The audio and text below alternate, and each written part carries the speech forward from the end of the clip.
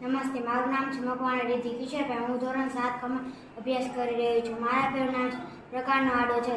એક હાથના પ્યાલામાં પાણી ભરો, તેમાં કંકુ નાખો, એક વધારાનો છોડ મૂળસહિત જમીનમાંથી કાઢી 2 દિવસ આ પાણીમાં મૂકી રાખો. હવે આપણે પ્રકારને બેલ દોરડે કાપીને સૂક્ષ્મદર્શક યંત્રમાં ગોઠવીશું અને તેનું અવલોકન કરીશું.